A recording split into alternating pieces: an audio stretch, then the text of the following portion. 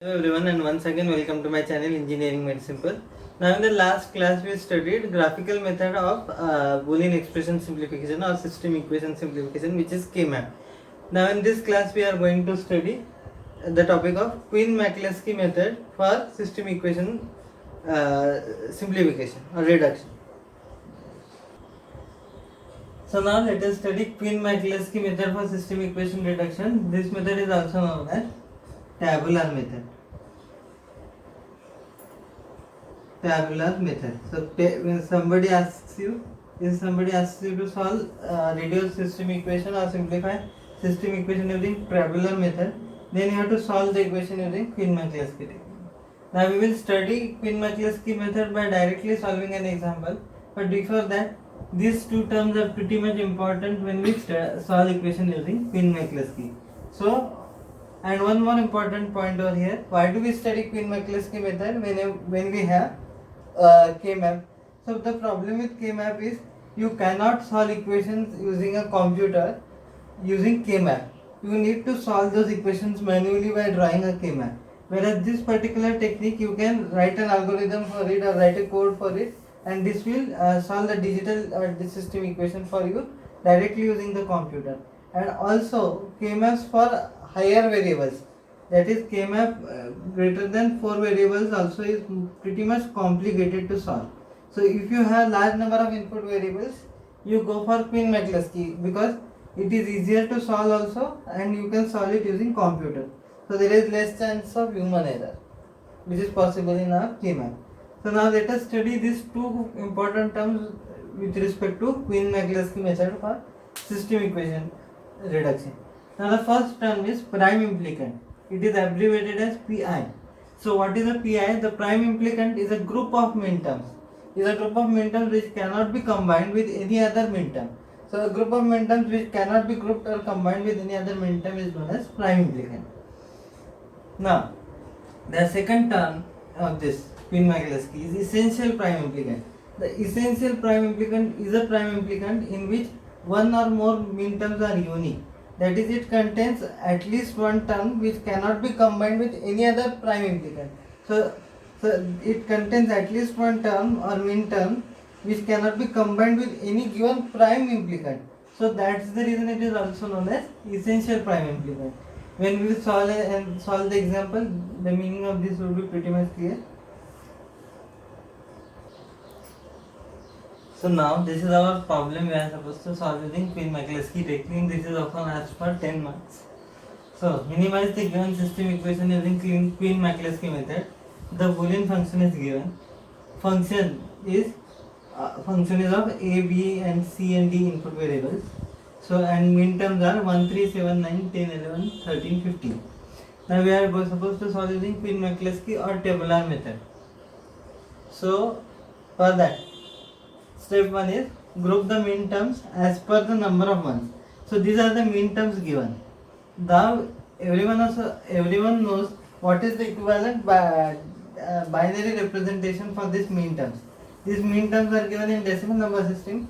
If we have to convert it into its binary representation and count the number of ones given in its equivalent binary representation. That's why I have written group minterms binary representation of A, B, C and D. Now these are the minterms which are the values for variables A, B, C and D. So as you can see, for minterm 1, what is its equivalent binary representation? 0, 0, 0, 1. So here in this case, we are supposed to group the minterms as per the number of ones in the equivalent binary representation. So when I write minterm 1, so it is a single one in a group because it contains only one ones. So because the number of ones in this equivalent binary representation is only 1. So in group 1, because group the minterms as per the number of ones. So this minterm contains one number of ones is nothing but only single times one is there. That's why it is in one group. Now we have to group. Now the next group we have to form where the equivalent binary representation consists of two ones. So this is possible in the second group, which I have grouped over here. 3, 9 and 10. Directly I have written because I know 3 is 0, 0, 0, 1, 1. So 1 appears twice. Similarly, 9, here we have 1, 0, 0, 1. So here also 1 appears twice. That is, min terms have a pair of as per number of ones. So here I have grouped all these 3 min terms because they have 2 number of ones in this ones. So 3, 9, and 10 form a group as per the number of ones. Now min term number, let's say here we have group number 3.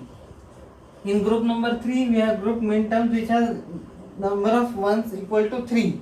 That is 3 number of ones in its equivalent binary representation of min term. Now 7, how will you write 7 in binary representation? That is 0, 1, 1. So there are 3 number of ones here. Here we have 11. 11 also, 11's equivalent binary representation also consists of 3 number of ones. That is 1, 1, 0, 1, 1. So 3 ones are there.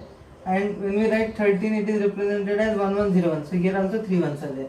Now the next group we have to form, in which there are as per number of ones in the min term. So when we write min term number 15, min of 15 is 1, 1, 1, 1. So it is represented as 4 times 1. So this forms a part of another group which consists of 4 number of ones. So this min term is in another group. Now in the step 2, what we have to do, group the min terms in groups of 2. That is, we want to find such combinations combination of min terms which can form a group or which can form a pair of min terms. So that is what I have written, group, pair of min terms and its equivalent binary representation. So let's see. Now these groups actually we had to search and we had to get those groups accordingly. That is pair of min terms. But for explaining only, I have written it previously. But I will tell you how did I got this. So this m1 dash m3 is nothing but, first pair of min term is nothing but, it is a min term pair.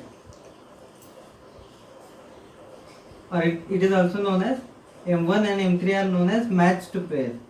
So how will I get this matched pair? And you are supposed to find out these groups. Just like as the case of earlier one, you are supposed to do this group. These are not directly given.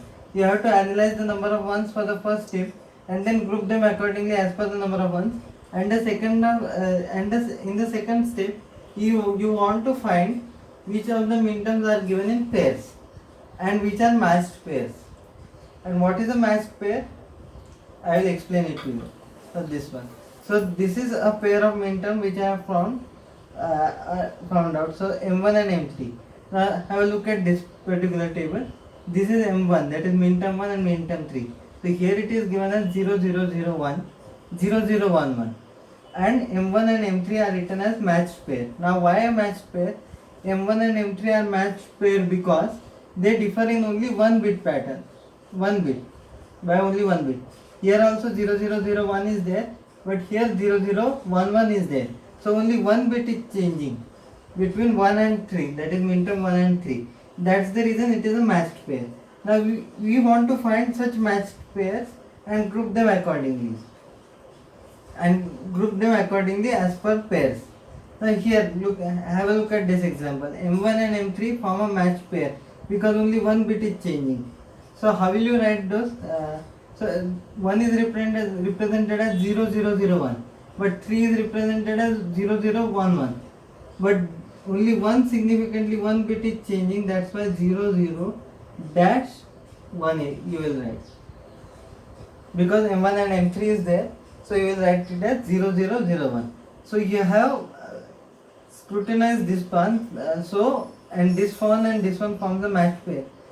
So what all terms form a matched pair? Once you get that, you put a tick mark in front of it in earlier table. So put a tick mark over here. Then now next step.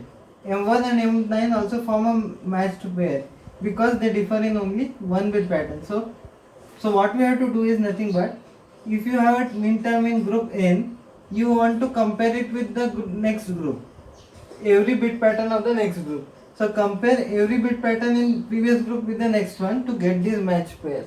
And that's the reason I have written it beforehand only for explanation purposes. But you will have to get this group, then another group, and then third group, and then group it accordingly. So keep that thing in mind. So now I have M1. M1 is nothing but 0, 0, 0, 1. and I have to see whether what is 1001. So here between M1 and M9 only one bit is changing, that is this bit is changing from 0 to 1. So you will write dash 001, and as you have checked both these terms, that is M1 and M9, you should put a tick mark in front of 9. Now, so these two form a pair of minterms, that is M1 and M3 and M1 and M9. Now let us move on to find out which all groups of minterms have only one bit change, that are matched pairs, and we can group in the form of 2. So it is necessary to have a matched pair in order to form a group. And what is a matched pair? Matched pair is similar to your adjacent cell in K-map, because only one bit change is there, and only when one bit change was there, then we used that particular cell for K-map simplification. Similarly, in Pin-McCluskey also, we can form a match pair. We can form this type of pair and write it this manner only when only one bit change is there between the two minterms. Now for the second group, second pair of minterms. So this is, I am grouping the number of ones in the form of a pair, that is number of ones will be 2. Here I have grouped single-handedly, and then I will group in form pairs of 2 minterms. That is, I will form a pair, and in the third step I will check for a quad of minterms, and from quad of minterms, if I get some octets, I will check in the another step. But now let us concentrate on pairs only first. So now minterm number M3 and M7 form a pair, so and they are matched pairs also. So M3 and M7. Now let us start comparing this. So this is M3. Now we are starting with this group, so we have to compare every minterm of this group with every minterm of this another group, the next group. So what is this? M3, M7. So 0, 0, 1, 1 and 7 is in the next group. So 0, 1, 1, 1. Now you can see this bit changes from 0 to 1 if you compare 3 and 7. So how will you write this? 0 dash 1, 1. As you have compared these minterms with this one, you will put a tick mark in front of this over here. So, and then the next grouping is M3 and M11. So M3, so this is 3, and M11, next one. So 0, 0, 1, 1, here also one bit change is there, so it can form a matched pair. What is the matched pair? Only one bit difference is there. So 1, 0, 1, 1. So here we will write dash 0, 1, 1. Here we have compared with this particular term, so we will put a tick mark over here. Now, where we were comparing M3 with, again we will compare with let's say so till now we finished finding the matched pairs. Now the next term we will go on. So here M9 is there, so 1, 0, 0, 1. So this is a part of this group. So from this we have to compare all these 3 in the next group. So now here 1, 0, 0, 1. Only one bit change we want. So that is present in M11. So M9 and M11 form a group. That is 1, 0, 0, 1 and 1, 0, 1, 1. So you will write 1, 0 dash 1 you will write. Okay, because here bit change is there. Now the next, we will compare M9 with M13. So what is M9? 1001 and M13 is 1101. So here also again, so we have M9, right? So last one is this bit. So 1 dash 01 it would be 1 dash 01.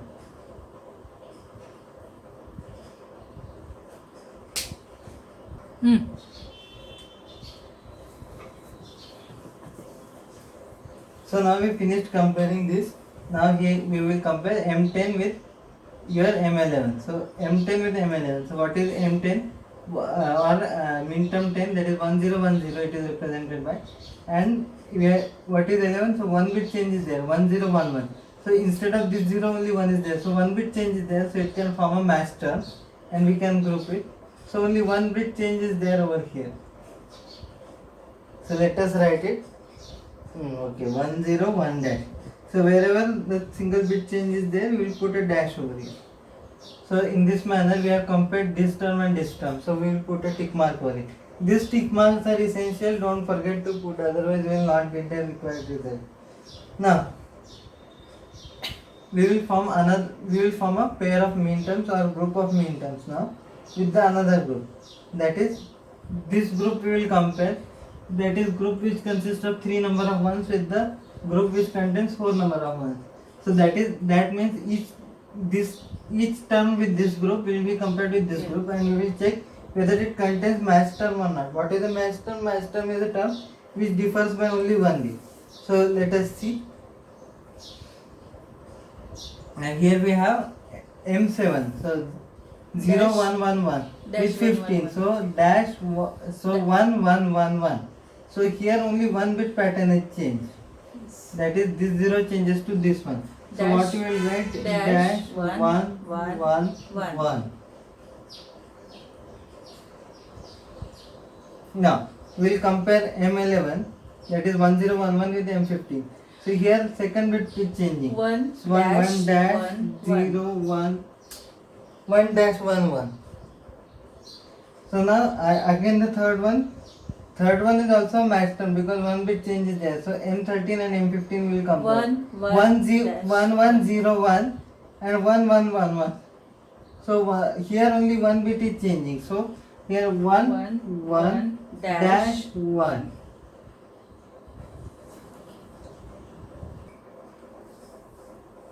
So now we have to group the minterms in group of 4. That is, we want to find quads of minterms which are matched pairs. So now for that procedure which we followed previously also, we looked at the previous table and we found out that. So here 1, 2, 3 groups are there.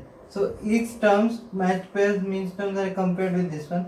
This group's matched pairs are compared with this one in order to get this particular table. That is quads. So here group 1 is formed, that is quad of minterms, that is minterm 1, 3, 9, 11 form a quad. Now we will check how. So 1, 3 with 9, 11. So let's see here. This is 1, 0 dash 1 and this is 0, 0 dash 1. So here 0 and 1 is there for 11. Minterm number 11. Only one bit change is there. That's why we write 0 dash 0 dash 0 dash 1. Now the next match term, this one, this particular term, so this we will put a tick mark, and this one also, because we have checked its we have found out that it is a match term for the next step. Now in the next step, here we have M1 M9, that is dash 001. So dash 001 is compared with M3 M11. So here only 0 changes to 1. Here only one bit changes there. That's why that is also a matched pair. So we'll put a tick mark over here. So that is M1 M9 M3 M11, that is represented as dash 0 dash 1. Forget about this column what I have written over here. Here in small letters I have written this column. So we will read that afterwards and I will write it down over here. So this forms one group. Now similarly another group is formed. For that group we will have to compare values of this group and this group to check what all matched pairs are formed, and we can form a quad out of those matched pairs. So these are the matched pairs. M3 is matched with M7, which is also matched with M11 and M15. So now let us see M3 M7. So M3 M7 is compared with M11 M15. So 1 dash 11 is there and this is 0 dash 11. So here only 0 and 1. See this 0, this 1 and this 0. So only one bit change is there. That's why I can write it as a matched pair of quads, that is M3 M7 M11 M15 as dash dash 11. Now similarly is the case with M3 M11 M7 M15. If you compare these groups, you may easily find that this one is matched with this particular term over here, that is M7 M15. So we will put a tick mark, and that's why we obtained 1 dash dash 11 over here again. So when we find dash dash 1 1 for this particular term, so we have compared the values till now. So we put a tick mark over here and put a tick mark over here. Now the next step. Now here we have M9 M11 mean term. We have to compare with the rest of the ones. So here M9 M11 is compared with M11 M15 because we have to look for only one bit change. So M9 M11 is compared with M13 15. So yeah, I written M9 M11 13 15 form a matched pair. That's the reason it is written as 1 dash dash 1. Now next part. So as we have compared with this term, put a tick mark over here. Put a tick mark over here also. M9 M11 already tick mark is there, so no need to put. Now let us move on to the next one. That is, first we have to compare 913 M9 M13.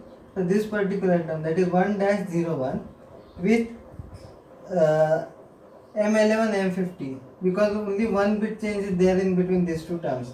So we can write it as matched term. So that is 1-11 and compare it with 1-01. So this 0 changes to 1. So this is a matched pair. So we can write 1-1 over here. So in this manner we found quad of mean terms. And further, if we check between these quads, if any matched terms are possible, then no matched terms are possible further. What I mean by that, no matched terms are possible further from this table, I mean that we can't form an octet out of this particular table. So we need to stop over here.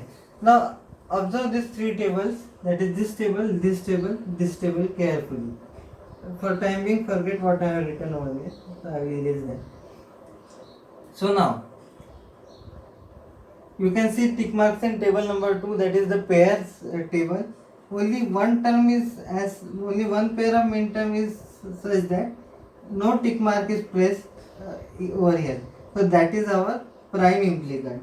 So we found out our first prime implicant from the table, because they are the group of mean terms which cannot be combined further with any other mean terms. And we got this because it was not combined. That's the reason we did not put a tick mark in front of it. So we got a prime implicant over here. Now same is the case with this also. Now for this quads, after quads what comes? Octets. So we can find matched terms between this group and this group. So we have to stop our process over here. So these two terms, that is M1 M3 M9 M11. So this is represented by a prime term, prime implicant, because they cannot be grouped. These two groups cannot be grouped together to form an octet. So for this particular term, which is at the top, that is -0-1. So here B is 0. So we will write it as B bar. And here D is 1. So we will write it as it is. So this is our second prime implicant. Now let us move on to another group.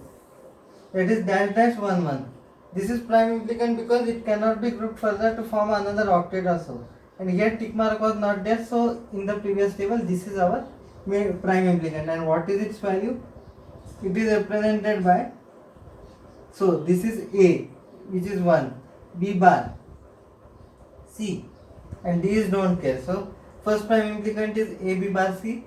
Second prime implicant from this particular table is B bar, D, and then here also -1-1. So here only we will get, for both these terms we will get another mean term. So I will write over here, which is a prime implicant. This is also prime implicant, CD. And for these two terms, that is 1 and 1. So A and D is there. So for this particular combination, we get another prime implicant is AD. Now we have found out prime implicants. First prime implicant how we got? Because this term was not combined with any other group of mean terms, that it did not form any matched pair with any other group. So no tick mark was present over here. So by now we have understood why that tick mark part was pretty much important for you. So from that we find out first prime implicant. And from the quad of mean terms table, we found that this table cannot be grouped further to form octets. So each individual term here is also a prime implicant. So from this we got another prime implicant, another 3 prime implicants from this particular example, that is B bar D, CD and AD. So now let us do the step 4. Step 4 I am doing on the extreme left, but So now to find essential prime implicants from prime implicants, we will do that using step 4. So that was step 3. Step 1 I erased. I am writing step 4 over here. So now this is first column stands for PI, that is prime implicant. Then decimal numbers corresponding to it. And the min terms which were given to us in question I have written, and I have drawn the appropriate columns over here. First A B bar C was our first prime implicant, that is A B bar C. Now which corresponds to decimal number 10 11. Now how I get that it is 10 11? Because that prime implicant we found out in min terms M10 and M11 as prime implicant. So I have written it decimal numbers over here, that is 10 and 11. So we were writing table of prime implicants and corresponding min terms to it. So this term I have written, that is first time prime implicant we got that as A B bar C corresponding to min term pairs M10 and M11. So in decimal number column we got 10 and 11. And similarly we have to write columns corresponding to all min terms which are given in the question. That is 1, 3, 7, 9, 10, 11, 13, 15 I have written. And this is the prime implicant corresponding to it. So 10, 11. So I will have to put a cross in 10, 11. Then second prime implicant which I got in the third step is B bar D, which corresponds to min term 1, 3, 9 and 11. See in the step 3 chart that prime implicant I got from min terms, squad of min terms M1, M3, M9, M11. So I have written 1, 3, 9, 11 in decimal numbers column, and wherever these min terms are there, that is 1, 3, 7, 9, 10, 11, 13, 15, I have marked them with a cross. So this is a column for min term number 1. So here min term number 1 is present in this prime implicant, so I put a cross over here. Here 3 is present, so I put a cross over here. Here 9 is present, so I put a cross over here. Here 11 is present for this prime implicant, that is B by D, so I put a cross over here. Similarly is the case with the rest of the implicants, that is CD and AD. Now the next step is very important in this one. Now as you can see, wherever min terms are present according to the prime implicant table, we have put crosses. Now we will have to see in this min terms column, this particular columns, that is 1, 3, 7, 9, 10, 11, 13, 15 are the columns of min terms. You have to check where only one cross sign is present. So in this column, this is the place where only one cross is present, and in 10th min term there is only one cross in this particular column. So we want to search such min terms, and in 15 column also only one cross is there. So we will not consider the columns which contains multiple crosses.